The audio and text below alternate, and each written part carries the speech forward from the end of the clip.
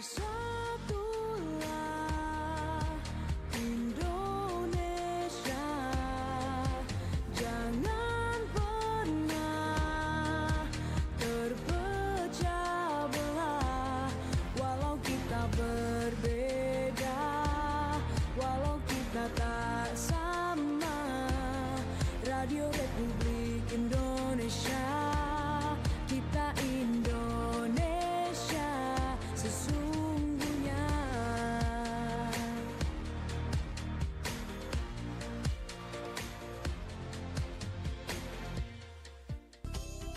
Pro 4 RRI Padang, Suara Budaya Sumatera Barat.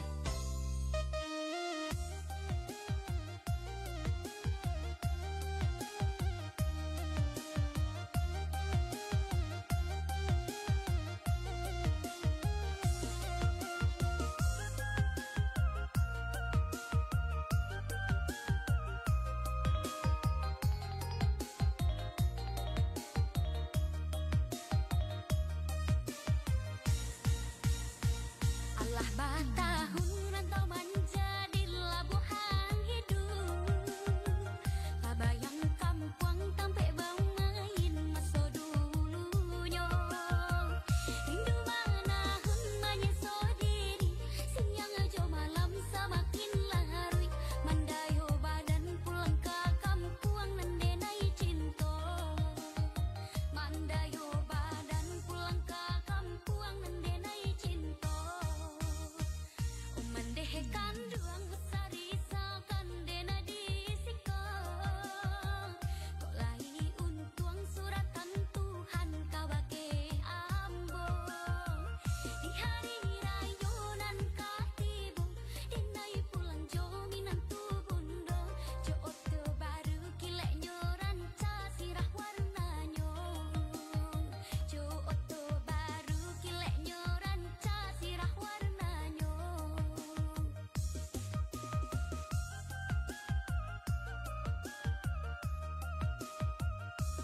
Oi sada, marilah kita pulang ke kampung bersama. Oi sada, marilah kita pulang ke kampung bersama-sama.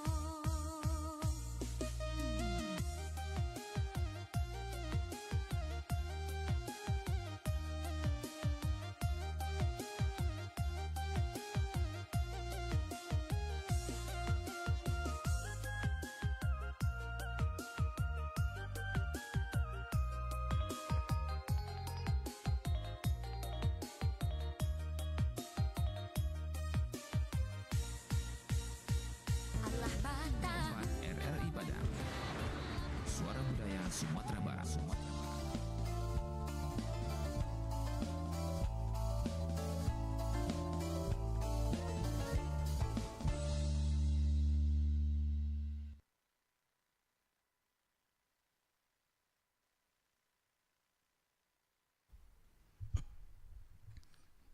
Assalamualaikum warahmatullahi wabarakatuh. Selamat pagi dan sanak pendengar dimanapun Anda berada.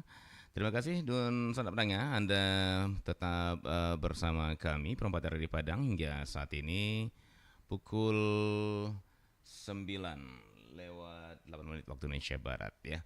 Dan sanak pendengar seperti biasa kita tentu akan melanjutkan penelusuran kita tentang nilai-nilai kearifan lokal yang ditinggalkan nenek moyang kita dalam spesial program di setiap Kamis pagi ini, yaitu kearifan lokal Minangkabau tentunya. Baik, Dun sana pendengar, bersama kami sudah hadir kembali mamak kita, Dr. Saiful Lazan Tuanku Mangkudun, dan alhamdulillah beliau hadir bersama kami di studio. Dan kita akan lanjutkan pembahasan kita seputar kearifan lokal tentang gelar adat ya yang ada di Minangkabau ini. Dan kali ini kita akan masuk ke gelar Sang Sako dengan topik makna dan kearifan dalam gelar Sang Sako di Minangkabau ya. Baik, Kalau itu kita mulai saja perbincang kita dengan Mak Tuanku Mangkudun. Assalamualaikum warahmatullahi wabarakatuh, Mak. Waalaikumsalam warahmatullahi wabarakatuh. Iya. Selamat pagi Bung Adit. Dusana Penengah RW Porong 4 Surau Kearifan Lokal Minangkabau. Iya, sehat Mak ya? Alhamdulillah. Akhirnya sampai juga di studio Mak. Iya. Baik, pagi ini Mak kita akan berbincang-bincang melanjutkan penelusuran kita tentang gelar ya. Atau kalau di bahasa ibu kita dikenal dengan gala itu ya Mak ya. Gala adat ya. Baik, sebelum kita lanjut lebih jauh tentang Sang Sako ini Mak, ada baiknya Mak kita review kembali ke yang sebelumnya ke belakang. Silakan Mak. Baik, terima kasih Bung Adit. Jadi gala di Minangkabau itu ada yang diberikan oleh masyarakat langsung, kemudian itu tumbuh di tengah masyarakat dan lebih banyak sebenarnya. Dan ada yang diberikan oleh adat. Adat itu ada dua pihak yang berhak memberikan gala. Yang pertama kerajaan, yang kedua limbago adat. Nah, limbago adat itu sebenarnya banyak bertingkat. Mulai dari limbago pangulu, limbago kaum, limbago nagari. Jadi pemberi atau pemberi anugerah gelar adat itu ada kerajaan, ada limbago kaum, limbago pangulu, dan limbago nagari. Nah, kita sudah bahas yang diberikan oleh kaum itu didasari oleh tuturan tagak pangulu sapakat kaum, yang diberi kerajaan tagak rajo sapakat alam. Nah, dua ini yang menghasilkan atau kemudian mengeluarkan gelar-gelar atau gala-gala adat itu. Kalau dari kaum ada gala mudo untuk orang yang baru melangkah ke pernikahan. Kemudian ada gala yang fungsional sebagai pengawal sako. Dikatakan gala sako. Dia mengawal bagaimana pemanfaatan daya guna dari pusako kaum. Kemudian ada gala dari nagari yang fungsional untuk mengawal pusako nagari.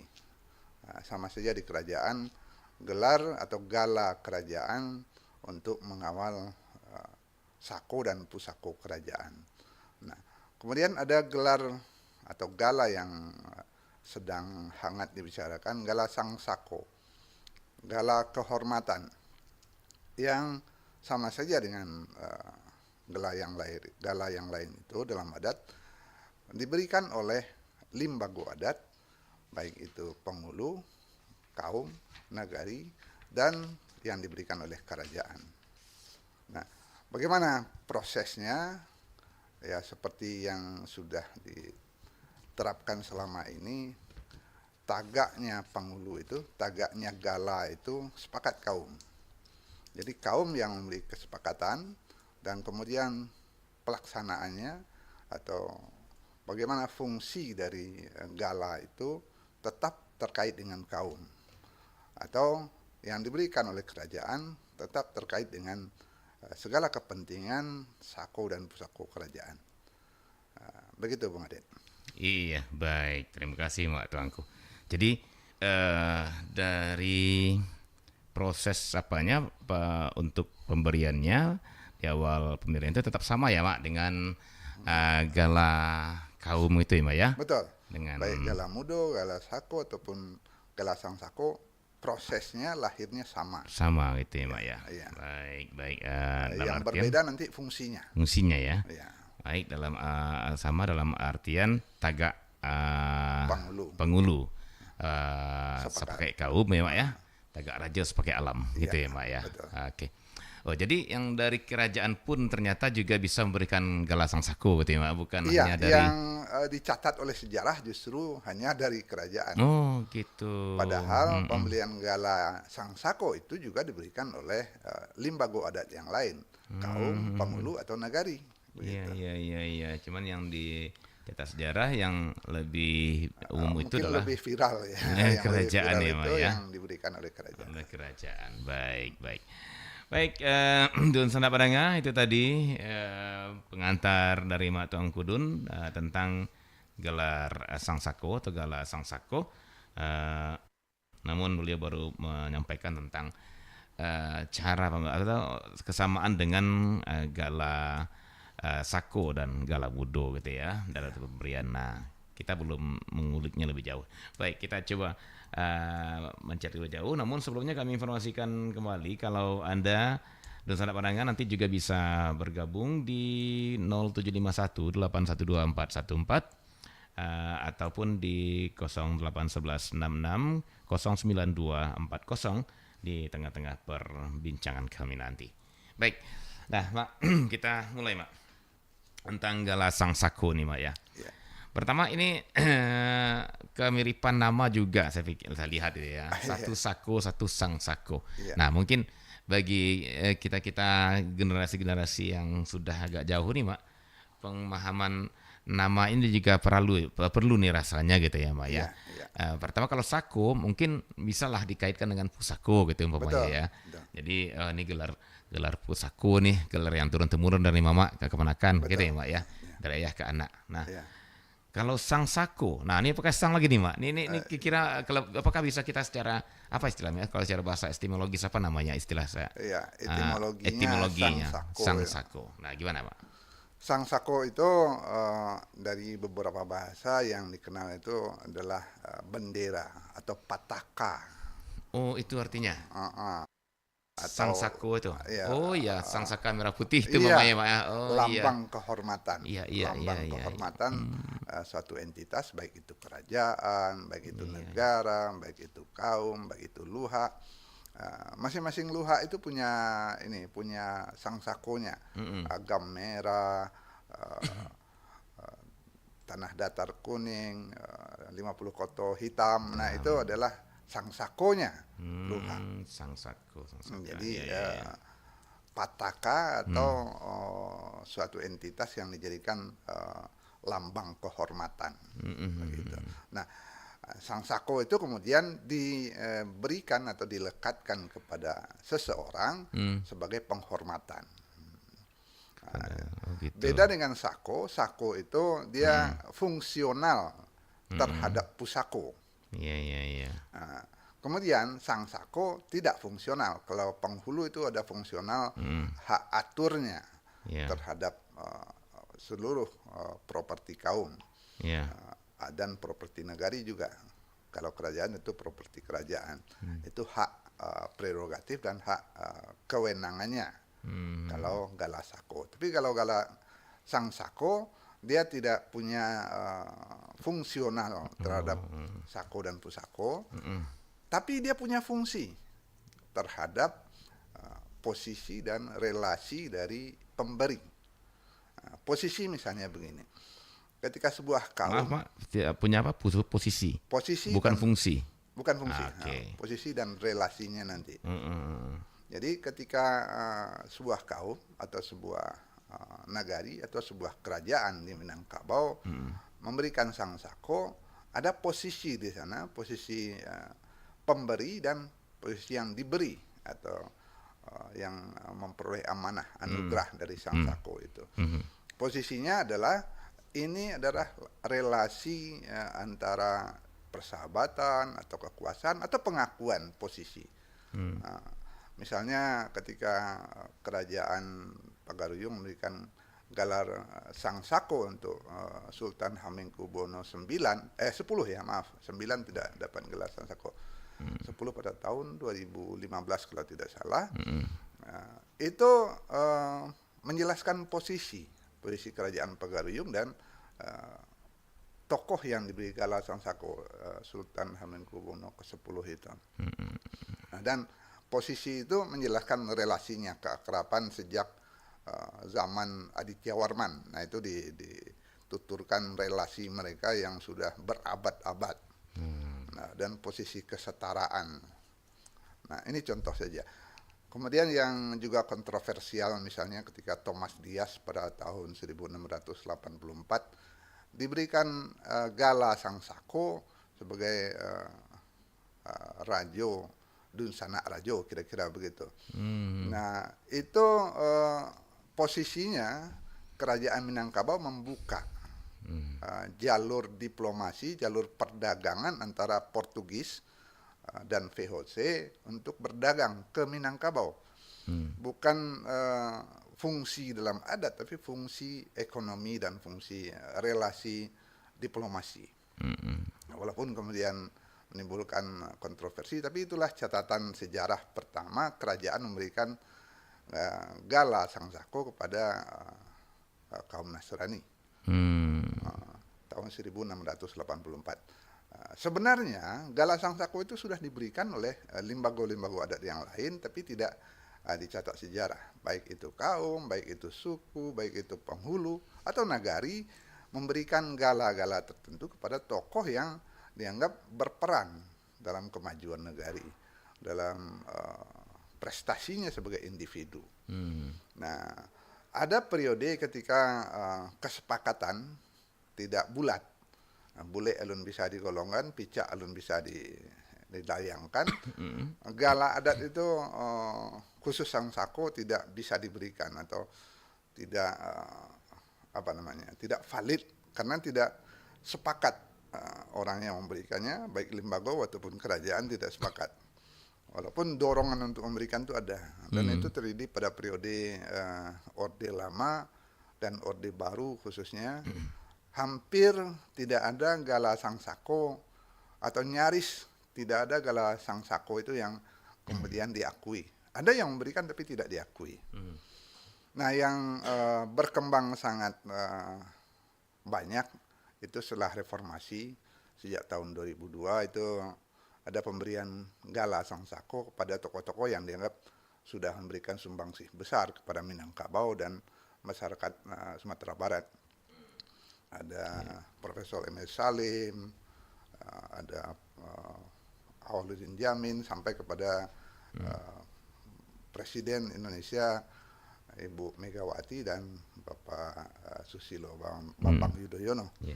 Nah, mereka itu diberikan Sangsako. Kenapa? Karena mereka sudah dianggap berjasa bagi masyarakat Minangkabau dan bagi adat Minangkabau, baik dalam bentuk kemajuan fisik, sosial, dan eksistensi masyarakat Minangkabau dalam percaturan nasional. Jadi periode hilangnya gala Sangsako itu atau pemberian gala Sangsako itu pada masa Orde Lama dan Orde Baru, dan kembali marak atau cukup banyak pada periode reformasi. Begitu Bang Ade. Baik. Menarik sekali Mbak ya.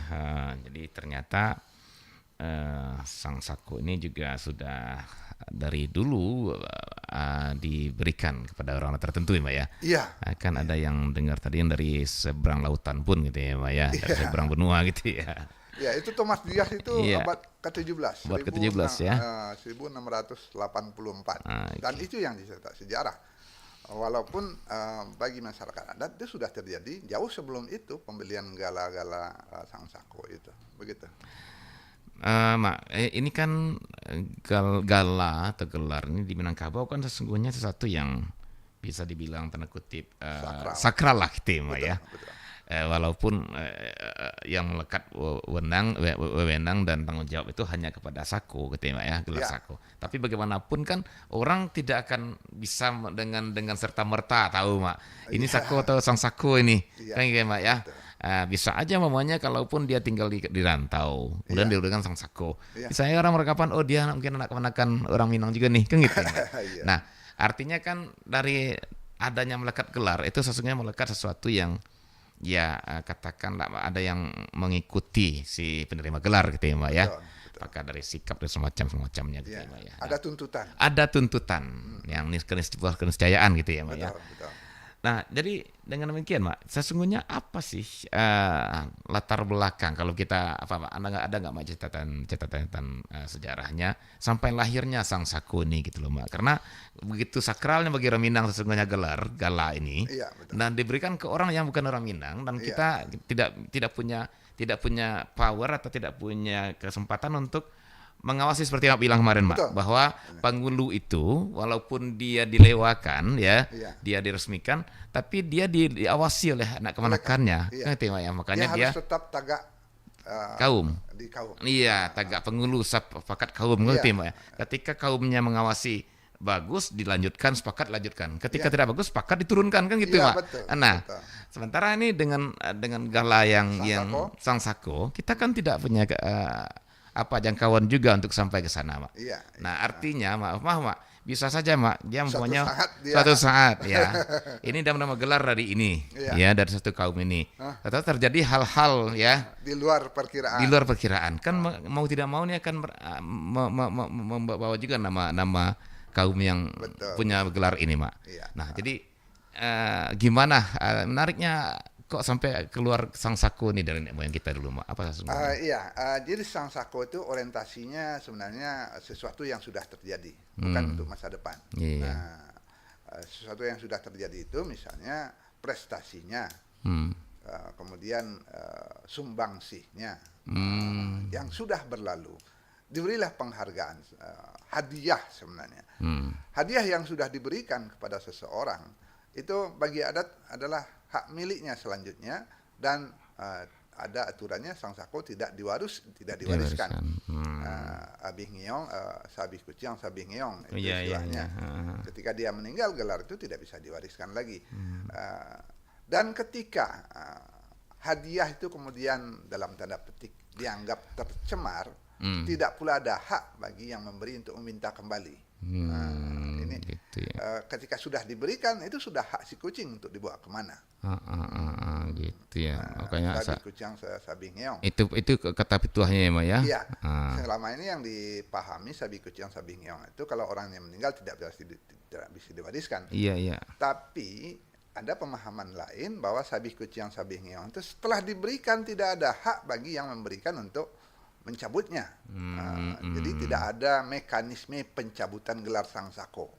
Oh, gitu ya. Belum ada. Belum ada ya. Belum ada periksaan.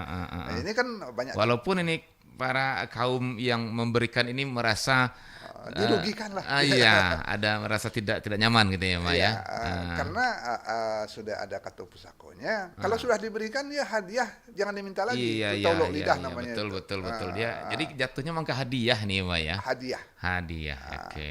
Ketika Begitu. hadiah sudah diberikan, sabi kucing sabi ngeong, setelah diberikan tidak ada hak Anda untuk memintanya kembali. Tolok lidah namanya itu. Iya. Banyak tuntutan dan itu sejak periode Thomas Dias 1864 itu, ketika Raja Pagaru yang memberikan hadiah gelar untuk gala Sang Sako untuk Thomas Dias, itu banyak yang protes karena itu langsung diberikan oleh sang raja. Dan banyak tokoh kerajaan yang menentang itu. Itu kan orang Nasrani segala macam. Tapi intinya kembali kepada kata pusakonya, sabi kucing sabi ngeong, setelah saya berikan, taulok lidah lah kalau saya minta kembali atau saya gugurkan kembali. Oke. Nah, dan itu yang terjadi banyak dalam dinamika masyarakat Minangkabau ketika sebuah gala Sang Sako diberikan, ada ketidaksepakatan, ada dinamika ketidaksetujuan dan segala macam. Belum ada mekanisme untuk mencabut gelar Sang Sako. Beda dengan gelar Sako. Gelar Sako itu karena dia fungsional dalam kepengurusan kaum, maka dia harus tagak dalam kesepakatan kaum. Ketika dia sudah tagak di luar kesepakatan kaum, maka gala itu bisa diambil oleh kaum.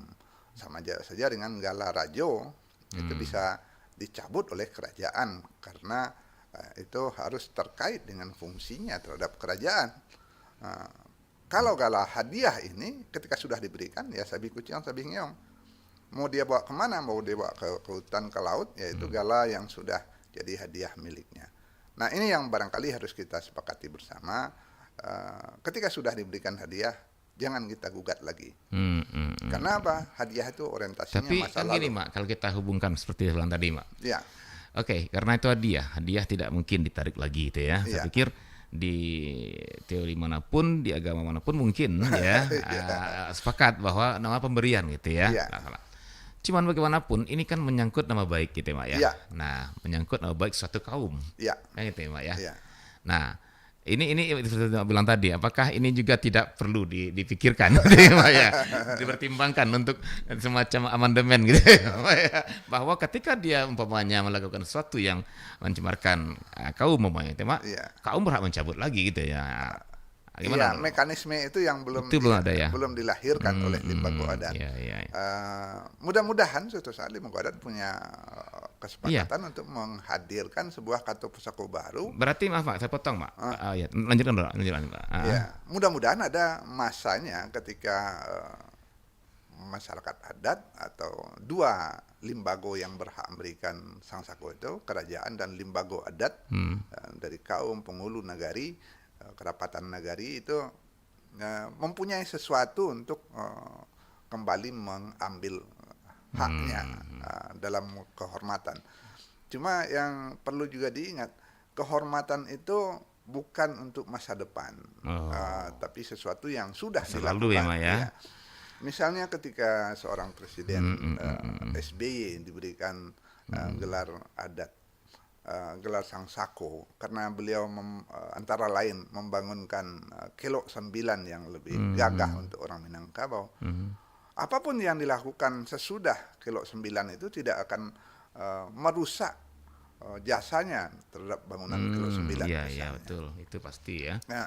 Nah, namun ketika dia mau duduk pada satu posisi, kita katakan ini ya, karena duduk pada satu posisi, kemudian tapi gelar itu bukan ke posisinya ya, ke pribadinya berarti ya. Pribadinya. Artinya ini dipakai sampai dia seumur hidup nih, Pak ya. Seumur hidup. Oke, baik.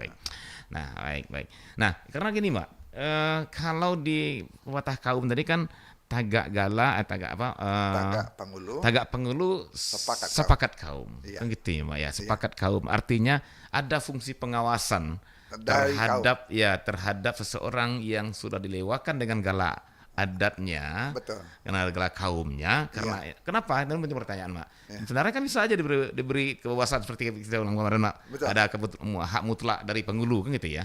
Tapi bisa jadi karena barangkali inilah menyangkut kepada marwah kaum itu sendiri, Mbak ya, maka diawasilah dia dengan sepakatnya.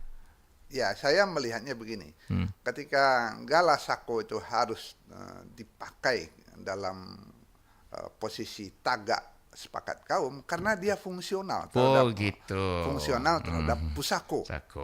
Ya. Jadi ketika penghulu itu tidak lagi tagak di kesepakatan kaum, dia bisa mengganggu eksistensi pusako. Ya. Beda dengan sang sako, dia tidak punya fungsional terhadap sang sako. Karena dia tidak punya fungsional terhadap pusako, ya sudah, karena ini sudah jadi milik dia, mau dibawa ke hutan, mau bawa ke laut, terserah. Tentu saja nanti ada relasi yang akan berubah, bisa saja relasi itu rusak atau rasa hormat itu berubah atau kesepakatan antar relasional itu berubah. Seperti dengan Thomas Dias itu kemudian kesepakatannya berubah karena dia ternyata bukan orang VOC yang berdagang, dia hanya pialang VOC, dia Portugis. Nah, ada catatan mengatakan Thomas Dias kemudian malah dilarang untuk berdagang. Anda hanya pialang, bukan seorang tokoh VOC. Ini sebenarnya permainan VOC dengan masyarakat adat juga. Untuk memperlancar nih, Pak ya. Jangan diambil alih Portugis nanti. Kira-kira begitu. Jadi ada memang perubahan-perubahan ketika sebuah sangsako itu berjalan sesuai waktu, baik perilaku yang menyandangnya atau kesepakatan antara yang memberi dengan yang diberi itu berubah. Kita mohon maaf, misalnya ada seorang jenderal yang sudah diberi gelar sangsako, dia berubah statusnya secara sipil, secara hukum. Nah, relasi masyarakat adat dengan beliau juga hilang, putus. Tapi gelar itu tidak mungkin dicabut karena mekanismenya belum ada. Itu masalahnya. Relasinya sudah terputus. Bukan tidak mungkin nih, Pak ya. Bukan tidak mungkin. Tapi emang kartu pusakonya belum ada gitu ya, Pak ya. Kartu pusakonya belum bertemu. Karena bagaimanapun konstitusi Minangkabau itu kata pusako ya, Pak ya. Iya, betul. Oke. Baik, Pak, menarik sekali, kita akan lanjutkan kembali pembincang kita, namun sebelumnya kita jeda saat ya, Pak ya. Baik, Dr. Prangga, kami tunggu Anda bagi yang ingin bertanya atau ingin menanggapi, silakan di 812-414 maupun di 08166 09240 dalam kearifan lokal Minangkabau. Kami akan kembali setelah yang berikut ini. Minangkabau mengandung keindahan nilai-nilai budaya yang tercermin dalam pidato adat dan pasambahan yang bisa dijadikan panutan bagi kehidupan masyarakat. Dalam Pasambahan, tidak semua orang bisa menikmati keindahan nilai-nilai budaya Minangkabau yang terkandung di dalamnya. Hal ini disebabkan oleh sebagian masyarakat yang menganggap Pasambahan hanya sebagai kata-kata yang mengandung ungkapan, seperti petata, petiti dalam suatu tradisi tertentu. Namun, bila diamati dengan lebih dalam, Pasambahan mempunyai nilai-nilai budaya Minangkabau yang bermanfaat bagi masyarakat yang berfungsi sebagai pegangan, pedoman, atau panutan tertinggi bagi kehidupan manusia.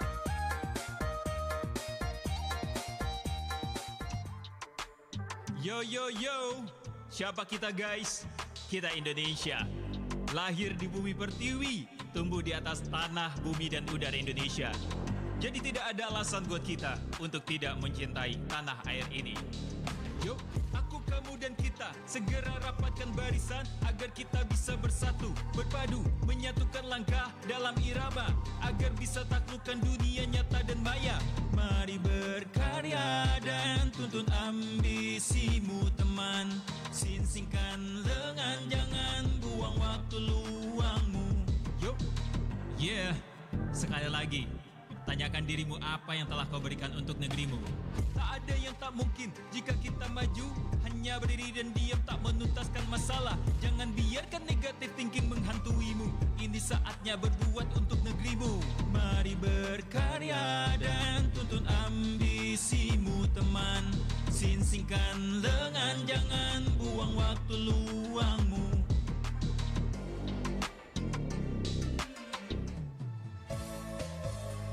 Pro 4 RRI Padang, Suara Budaya Sumatera Barat.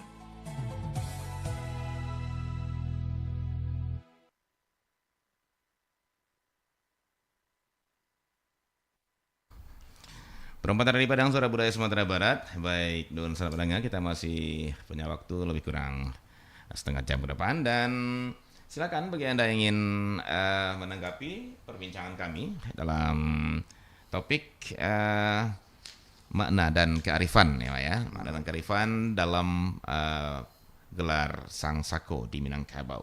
Baik, sembari menanti telepon-telepon Anda kalau ada yang ingin bertanya, kami lanjutkan kembali perbincangan bersama Mak Tuanku Bengkulu. Nah, seperti ada yang mau masuk, Mak. Ya, Kita coba terima ya, di 081166092240. Halo, assalamualaikum warahmatullahi wabarakatuh. Waalaikumsalam warahmatullahi wabarakatuh. Baik, iya Pak Rizal Raja Kacik ya.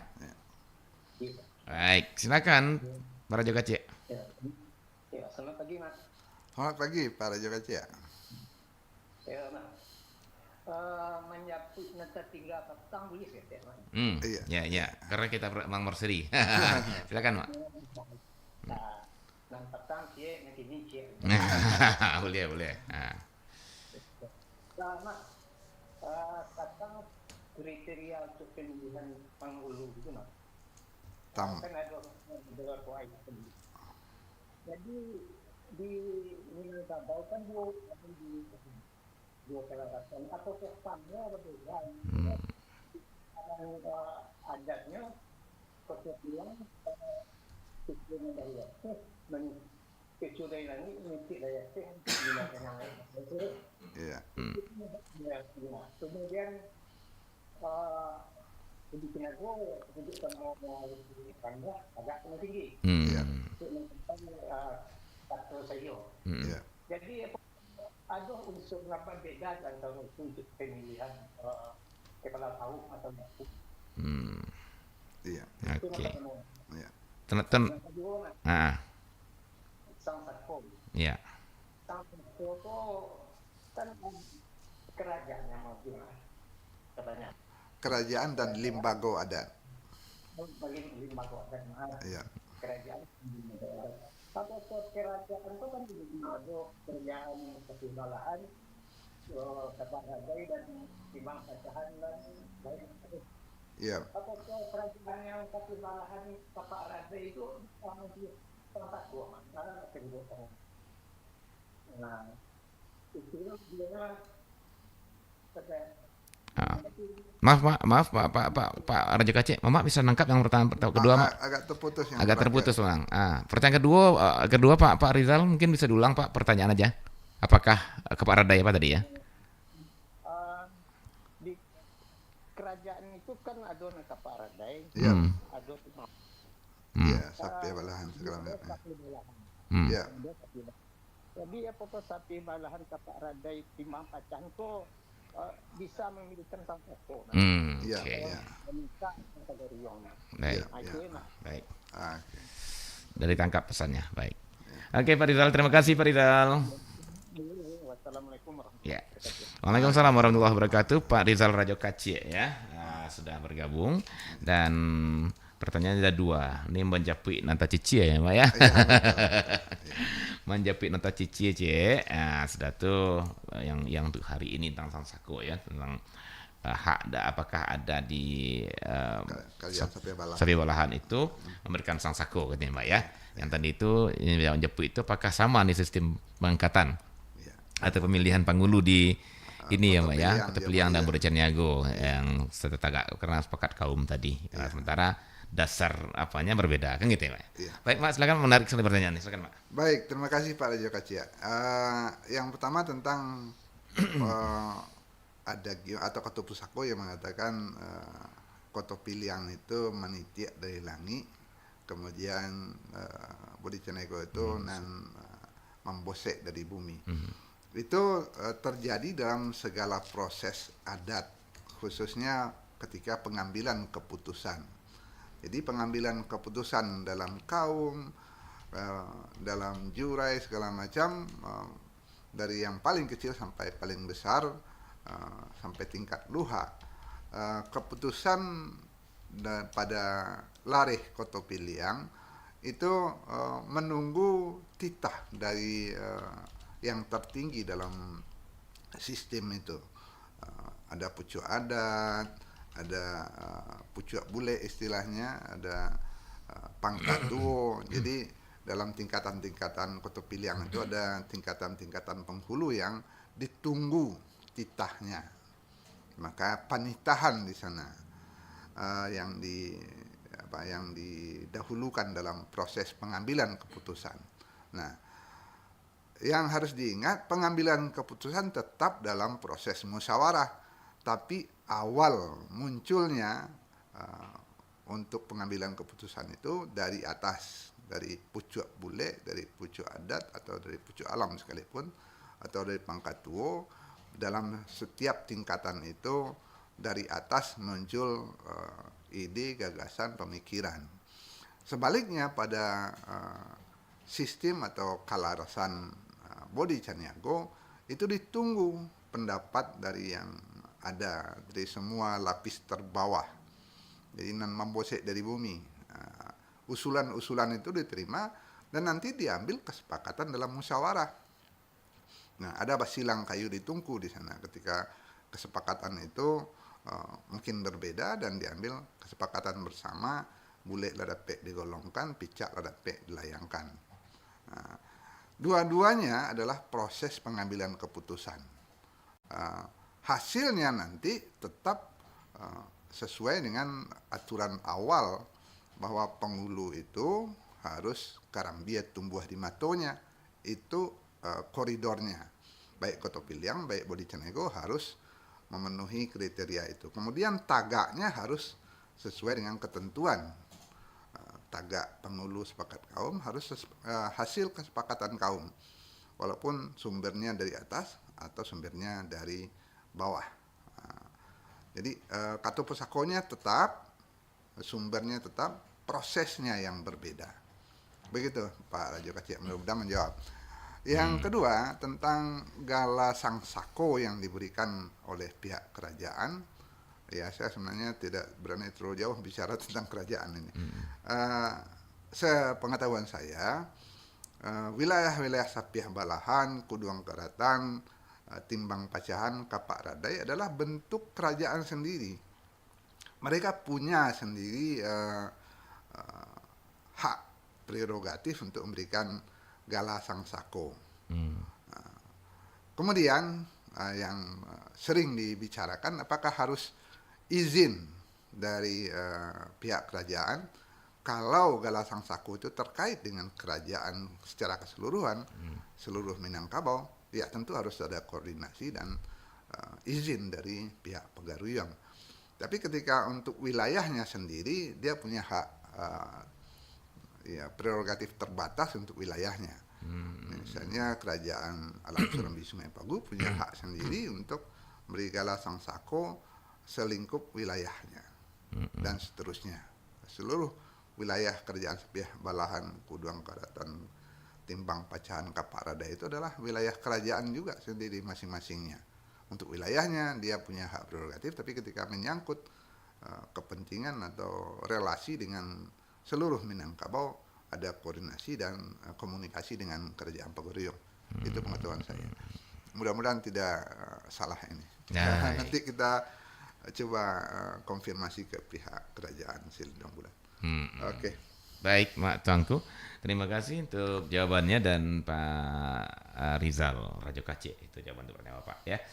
Baik, dan saudara pendengar, kalau dosen yang lain masih ada yang ingin bergabung, saya akan buka kesempatan untuk satu atau dua pendengar lagi di 812414 maupun di 081166092240 ya.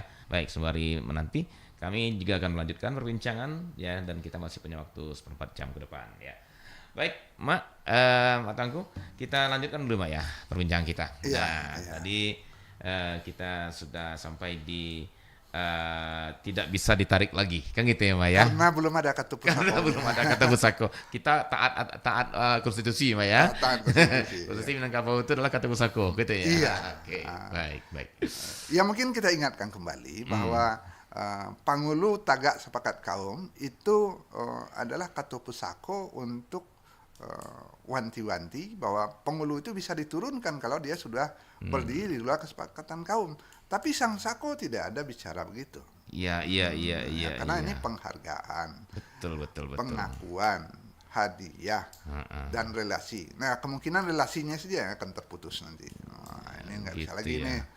Ya, cuman karena melekatnya sesuatu yang sakral bagi sebuah kaum, kan gitu ya, Mak ya. Iya. Ini berarti hanya mungkin bisa diiringi dengan kita meminta lah, gitu ya, Mak ya. Iya. Ke yang menerima Sangsako ini Untuk mohon menjaganya.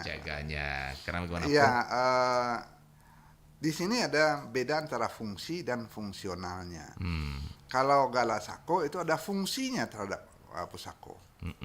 Gala Sangsako tidak ada fungsinya, tapi fungsional bagi kaum atau kerajaan yang memberikan. Fungsional, nama baik meningkat atau nama baik jatuh. Iya. Tidak terhadap pusako. Tidak terhadap pusako ya, Mak ya. Oke. Relasinya bisa berlanjut, bisa relasinya putus. Fungsionalnya terhadap relasi, terhadap marwah tadi kata Bung Adi. Betul. Nah, jadi udah jelas sekarang ya, don sahabat pendengar, kalau Sangsako itu sebenarnya ya hanya sebuah nama. Kalau kita sekarang gitu ya, Mak ya, nama tambahan, gelar gitu ya, Mak ya, tanpa ada kaitan ke pusako dari sebuah kaum. Fungsi ya. Dia juga tidak berwenang untuk apa ya, untuk otak-atik kaum yang memberi dia gelar gitu ya, Mak ya. Tapi dia berperan untuk meningkatkan marwah. Wah ya pastilah Mak ya. Atau menurunkan marwah. Ya karena melekat tadi Mak ya. Iya. Karena ini udah melekat di dirinya gitu ya Mak ya. Betul. Nah baik Mak ya, jangankan yang gelar-gelar yang penting seperti itu Mak ya, seperti yang lain-lain aja lah gitu ya Mak ya. Gelar-gelar mudo aja lah gitu ya. Gelar mudo yang diterima nih. Dari kaum gitu ya. Ketika si suami ini macam-macam kan kaumnya juga ikut ini Pak. Gala Rikari. Salah Seperti saya. seperti Mak bilang kemarin, ternyata gala Dewan Guru Masyarakat itu kadang-kadang lebih berpengaruh, lebih ini ya Mak ya, lebih bergaung dibanding gelar adatnya. Itu saking melekatnya dia gelar itu dengan diri yang menyandang gelar ya Mak ya. Iya. Jadi dia harus menjaga marwah dari gelar itu. Gala itu harus dijaga oleh yang bersangkutan. Walaupun gala mudo, karena gala mudo tidak fungsional terhadap pusako kaum, tapi dia harus menjaganya. Karena ini dari mamanya nih, gitu ya, Mak, ya. Iya, dari kaumnya ini. Dari kaumnya. Gala siapa? Tuangku. Tuanku. Wah, lah itu tuangku nama sembayang Pak Ado. Iya. Misalnya gitu ya. Benar, Mak. Benar. Sama-sama seloroh nih, Mak, teman-teman. Patang pulang dari situ, bro. Nah, kan. Ayo sembahyang lalu telembek dah. Jadi sebegitu melekatnya. Iya, gitu ya, Mak, ya. sama saja dengan gala yang diberikan oleh masyarakat langsung kepada seseorang yang baik. sudah melakukan orang pulang haji misalnya. Iya. Dia diberi gelar haji. Nah, kalau dia sudah menyandang gelar itu dia harus mempertanggungjawabkan. Iya. Begitu. Berarti selama tadi dia tidak fungsi. Fungsional Iya. terhadap properti adat, Heeh. tapi dia Fungsional, melekat ya. terhadap dirinya dan Baik. terhadap yang memberikannya. Haji Iya. itu kan diberikan oleh masyarakat Iya. beragama. Hmm. Kalau dia seorang haji, dia merusak marwah kehajiannya. Iya. Yang rusak pertama dirinya, yang kemudian relasinya dengan Relasi, masyarakat masyarakat yang rusak, ya. memberikannya. Kamu senajinya aja. Ini nggak tahannya kalau kita di Minang ya, Pak ya. Begitu. Jadi itu Sekarang tambah lagi, Mak. Percuma saya 3 kali naji ya. iya. Jadi sebenarnya apapun gala Iya, itu iya, melekat dan perlu dipertanggungjawabkan oleh yang bersangkutan. Kenapa? Karena masyarakat tetap mengawasi, Iya, benar. walaupun dia tidak fungsional terhadap Iya, masyarakat. jangankan gelar-gelar yang punya hubungan emosional kayak gitu ya kan. Iya. Kalau gelar adat kan berarti ada gelar hubungan emosional tuh ya, Mak, ya. Betul. Gelar akademis aja umpamanya gitu Oh, ya, Mak, iya. ya. Iya. Yang tidak emosional tapi hanya hubungan profesi gitu ya, Mak, ya. Betul, Hubungan betul sekali. intelektual tetap juga Dituntut Ah. pertanggungjawaban. iya, awak leko. Kan itu ya, Mak. Betul sekali. Iya, yang paling awal itu dikritik oleh Buya Hamka dalam bukan Buya Hamka, oleh Tulis Sultan Sati dalam novel Siti Nurbaya. Seorang datuk yang kemudian merusak citra adat Datuk Iya, Maringgi. Datuk Maringgi. Nah, itu contohnya Iya, ya, Mak, ya. iya. Walaupun Maringgi bukan gelar ya, Mak, ya. Bukan. Iya, walaupun itu ada nuansa membela Belanda ya, Iya. kolonialisme, tapi Datuk Maringgi itu contoh kritik awal terhadap gala yang dianggap diselewengkan oleh pihak yang menyandangnya Baik, menarik sekali. atau dicederai. Baik, Mak, kita sudah sampai di kenapa tadi ada gelar sang sako. Nah, kemudian dan apa bedanya dengan sako, gitu, Mak, ya? Betul. Sudah jelas perbedaannya antara sang sako dengan sako. Jadi tidak perlulah terlalu dibaper gitu istilahnya ya. Kalau anak-anak Ya, sekarang karena ini kan anak hadiah. sekarang karena hadiah aja udah lepas Hadiah. lah gitu ya. Udah lepas karena itu terkait dengan masa lalu Nah, dan begitu. Ya, tapi karena ini di Minang, sekali lagi katakan tadi, Mak, karena ini gelar itu di Minangkabau sebuah kehormatan gitu, Mak, ya. Iya. Bagaimana dengan tata caranya, Mak? Nah, ini penting juga ketika kali dalam seri ini, Mak. Apakah bisa serta merta aja nih, Mak, seseorang yang punya wewenang umpamanya gitu ya. Betul. Terus datang yang berjasa terus diberikan langsung gitu ya, tanpa rembuk ke bawah atau macam-macam. Gimana nih, Mak? Ya, kita lihat contoh-contoh yang terjadi dulu baru kita bahas. Iya. Bagaimana sebenarnya prosedur yang pas. Ketika Thomas Dias diberikan gala langsung oleh Kerajaan Pagaruyung itu raja, Limbago Rajo yang memberikan. Kemudian berlanjut Limbago Kaum, Limbago Negari itu memberikan. Ingat, gala itu lepas daripada kaum karena dia pemberian. Tapi proses pemberian gala itu harus tagak sepakat kaum atau tagak sepakat alam. Tetap ya, Mak, ya. Prosesnya harus tagak sepakat kaum. Tidak bisa ujuk-ujuk kata tetangga di sana kan. Tiba-tiba. Walaupun ada beberapa gala yang diberikan oleh masyarakat rantau yang bukan limbago adat. Ada beberapa tokoh yang diberikan gala. Beberapa gubernur baik di Jakarta, Jawa Barat diberikan gala oleh masyarakat rantau dan tidak terkait dengan limbago adat di Minangkabau. Masyarakat rantau yang orang Minang gitu ya, Mak, ya. Orang Minang. Okay. Mereka punya organisasi lalu memberikan gala. Tanpa konfirmasi ke kampung. Karena di rantau itu sudah ada punya alam sendiri. Ada limbago juga. Limbago dalam tanda petik organisasi. Iya, organisasi ya. Beberapa bisakah organisasi itu dianggap limbago, Mak? Masih debatable. Masih ada yang mengatakan iya, ada yang mengatakan tidak. Tapi yang harus diingat, mereka adalah masyarakat komunitas yang punya kesatuan dan berhak memakai sesuatu. Sama aja dengan kerajaan luar negeri, masing-masing memberikan gelar. Mereka punya kekuatan tertentu untuk mempunyai kesempatan memberi hadiah. Walaupun ini banyak yang diprotes, masa organisasi orang Minang di Jakarta memberikan gala kepada gubernur Jakarta. Sudah beberapa kali itu ya. Organisasi orang Minang di sebuah provinsi memberikan gelar adat dalam tanda petik kepada gubernur yang mengayomi mereka di rantau. Kalau dimintakan ke kampung, orang kampung tidak merasakan buah tangan dari gubernur Jakarta atau gubernur Jawa Barat. Yang saya ingat Jawa Barat dan Jakarta itu beberapa kali diberikan gelar adat oleh perantau di Jakarta dan Jawa Barat. Oleh organisasi perantau ya. Oleh organisasi perantau. Yang dianggap itu sebagai limbagonya. Iya. Yang memberikan gitu ya. Walaupun itu bukan limbago adat di Minangkabau. Iya. Nah, apakah itu salah atau benar? Kita legowo mengatakan mereka berhak memberikan gala itu, walaupun tidak harus mengatakan itu gala adat Minangkabau. Penghormatan mereka kepada orang yang mengayominya sekian. Tapi tetap juga dari kaum tertentu berarti diambil. Tidak, organisasi saja. Beda ya. Nah, ini contoh. Kemudian ketika terjadi di Minangkabau, ya itu harus kita kembalikan kepada akarnya. Pemberian gelar itu adalah proses adat. Proses adat itu harus bersandar kepada pusaka atau pusako. Tangga panghulu sepakat kaum, tangga rajo sepakat alam. Yang akan memberikan gelar itu adalah penghulu, yang memberikan gelar itu adalah rajo. Mereka harus berada dalam koridor kesepakatan kaum atau kesepakatan alam. Gitu ya, Maya. Nah, jangan sampai prosesnya itu melanggar yang dikatakan kata pusako. Harus sepakat kaum dulu. Jadi kalau kaum atau nagari yang akan memberikan gelar sangsako, ya bulekan dulu. Bule lah dapat digolongkan, picak lah dapat dilayangkan. Nah, bule dapat digolongkan itu seperti kalau kerja orang di bengkel itu ya, bengkel lama itu. Sesuatu yang akan dipipihkan, yang akan dipicakkan itu harus semuanya ikut memukul sampai dia pipih baru bisa dilayangkan. Jangan ada satu yang tertinggal tidak ikut menyatakan sepakat dengan itu, akhirnya sumbiang dia. Nah, bule basandiang kecil orang. Bule basandiang.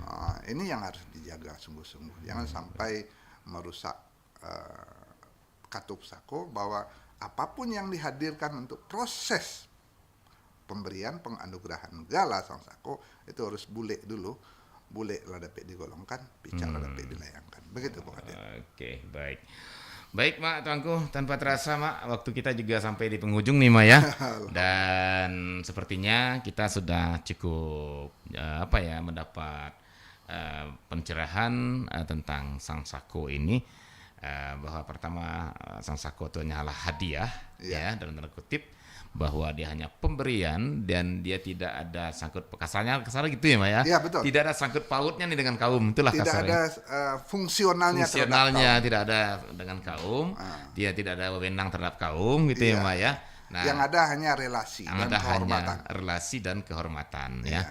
Jadi kalau mungkin ya tidak katakanlah tanda kutip seberatnya gelarnya penghulu gitu ya. Karena dia fungsional terhadap penguasaan properti pusako kaum. Baik. Nah, kemudian sehingga tidak perlu rasanya menjadi debatable yang lebih jauh juga nih Mak ya. Kalau itu sampai juga kan membuat suasana kita tidak nyaman kan gitu ya Mak. Betul. Karena dia hanya sebuah hadiah gitu ya. Karena sudah diberikan ya abi kuciang sabinya. Lah diagihkan yo ikhlaskan ya. Ya kalau kemudian terpeleset jatuh hanya ke pelimbahan Mbak Alay. Iya. Tapi satu hal juga yang perlu diingatkan barangkali Mak ya, sebelum dianugerahkan ingat harus sepakat bule jangan sampai basandiang. Iya betul. Dan bagi penerima pun mungkin kita ingatkan juga gitu ya Mak ya. Dong. Ini pakaian salah satu Minangkabau nih kan gitu ya Mak ya. Anda sudah diberi hadiah tapi diabaikan. Anda melecehkan yang memberi. Ibu lah hati orang kampung lah dia hadiah tuh diabaikan akan dilecehkan. Betul. Oke. Baik Mak Tuanku, terima kasih sekali lagi Mak untuk pencerahannya Mak, dan mudah-mudahan ini menjadi pembuka wawasan kita, baik kami sendiri, baik itu pendengar kita di luar sana, dan ya terhadap anak-anak Minangkabau ke depannya gitu ya, tentang gelar Sang Sako ini. Baik, kalau gitu Mak, sebelum kita akhiri barangkali bisa kita minta 1-2 menit closing statement tentang Sang Sako ini, silakan Mak. Baik, terima kasih Bung Adit. Ya, gala di Minangkabau itu ada yang diberikan masyarakat, ada yang diberikan oleh adat. Adat itu ada limbago rajo, ada limbago adat yang memberikan pada tingkat yang paling kecil di kaum, di pengulu, di negari sampai dalam tingkat kerajaan. Nah, gala yang diberikan untuk yang akan menikah itu gala mudo. Kemudian gala yang terkait dengan fungsi pengawasan dan pengelolaan pusako itu gala sako. Ini fungsional. Kemudian ada gala yang diberikan sebagai penghargaan, hadiah kepada pihak manapun, bahkan pernah diberikan ke beberapa tokoh yang di luar Islam. Nah, ini bentuknya penghargaan. Ada undangnya, sabih kucang, sabih ngiong. Dua maknanya, bahwa gala itu tidak boleh diwariskan kepada siapapun, karena ketika dia sudah meninggal, gala itu tertanam sesuai sama dengan dirinya. Kemudian sabih kucang, sabih ngiong juga dipahami, ketika Anda sudah berikan, jangan cikarawai lagi apa yang akan dilakukan oleh pihak orang yang diberikan amanah itu atau hadiah itu. Anda sudah memberi hadiah, kenapa harus baper, kata Bang Adit tadi ya. Tapi ingat juga ketika memberikan itu harus sepakat kaum, sepakat alam. Tagaklah di sepakat kaum, tagaklah sepakat alam. Bule harus dapat digolongkan, picaklah dapat dilayangkan. Jangan sampai bule basandiang. Jangan kurang sasai sabalango istilahnya. Ada yang taguriah-guriah di hati, ada yang takalang-kalang, takilang-kilang di mato. Ya, usahakanlah apapun proses pemberian gala Sang Sako itu memang bertolak dari undang adat, kato pusako, tagak pengulu sepakat kaum, tagak rajo sepakat alam. Karena yang akan memberikan hadiah itu adalah penghulu atau limbago rajo, ya tagaklah dalam proses itu dalam kesepakatan. Mudah-mudahan ini bisa kita pegang bersama agar marwah Minangkabau tetap terjaga, relasi dengan pihak yang diberi hadiah juga terjaga, dan yang menerima hadiah juga ingat ada harga diri, ada marwah Minangkabau dalam hadiah yang diberikan. Jangan sampai terabaikan apalagi tercemari. Terima kasih. Assalamualaikum warahmatullahi wabarakatuh. Waalaikumsalam warahmatullahi wabarakatuh. Terima kasih Mbak Tuanku dan saudara pendengar, sampai di sini acara kearifan lokal Minangkabau kita pada hari ini, dan sampai jumpa. Assalamualaikum warahmatullahi wabarakatuh. 24 RRI Padang, suara budaya Sumatera.